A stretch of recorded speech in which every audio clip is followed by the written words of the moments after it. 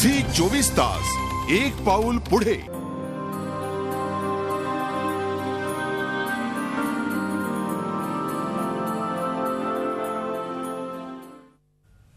तिचे प्रश्न। ज्या मुंबईत लाखो महिला कामानिमित्त घराबाहेर पडतात, मात्र या महिलांना बाहेर पडल्यानंतर अनेक समस्यांना सामोरं जावं लागतं। त्यापैकीच एक समस्या म्हणजे सार्वजनिक शौचालयांची। एकीकडे मुंबईचे शांघाय करण्याच्या गोष्टी होत असताना दुसरीकडे महिलांना सुविधा पुरवण्याच्या नावानं मात्र ठणठणाट आहे। हे वास्तव आम्ही जरी मुंबईतलं मांडत असलो तरी सुद्धा हा प्रश्न मुंबई बाहेरही तितकाच गंभीर आहे।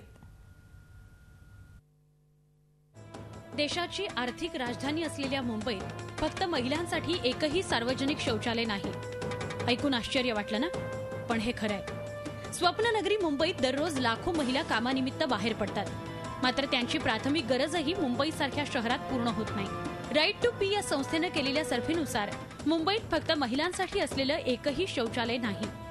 मुंबईची लोकसंख्या पाहता 50,000 सार्वजनिक शौचालयांची गरज आहे। त्यापैकी फक्त 200 शौचालयाची कामं सुरू आहेत। उपनगरीय रेल्वे स्टेशन्सवरील 17% शौचालयं ही महिलांसाठी आहेत। त्यामधील तब्बल 93% बंद अवस्थेत आहेत। मुंबईत महानगरपालिकेकडून सुलभ आणि पे अँड यूज शौचालय आहेत। त्यापैकी पालिकेच्याच 5 वॉर्डांमध्ये सर्वेक्षण केलं असता एकूण 1770 शौचालय आहेत। मात्र त्यापैकी 1033 ही पुरुषांसाठी आहेत, तर केवळ 737 शौचालयं ही महिलांसाठी आहेत।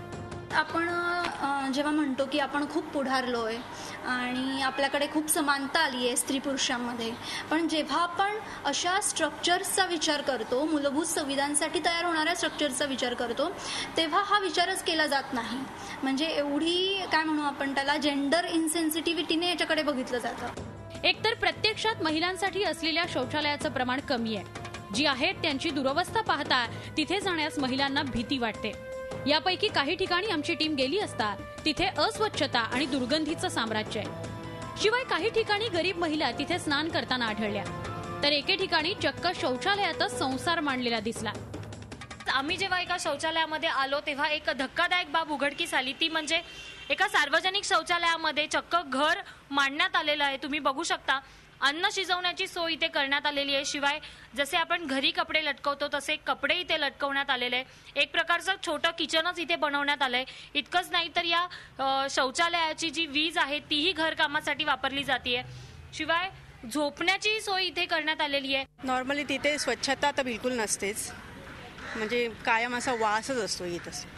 त्याच्यामुळे जाण्याची इच्छा आधी होत नाही।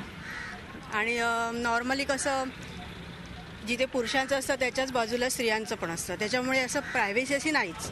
मुंबईचं शांघाय होण्याचं स्वप्न पाहणारी स्वप्ननगरी महिलांची प्राथमिक गरज पूर्ण करण्यातही कमी पडतेय।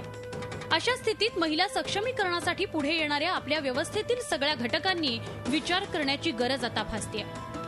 झी 24 ताससाठी दीपाली जगताप, मुंबई। महिलांच्या समस्या आणि त्यांचे प्रश्न मांडून आम्ही आज हा महिला दिन साजरा करण्याचा एक वेगळा प्रयत्न केलेला आहे। पण खरं तर महिलांनी त्यांच्या समस्यांबाबत, त्यांना येणाऱ्या अडचणींबाबत तितक्याच जागरूकतेनं बोलणं सुद्धा तितकंच आवश्यक आहे। आज इथेच थांबतोय। पाहत रहा झी 24 तास एक पाऊल पुढे।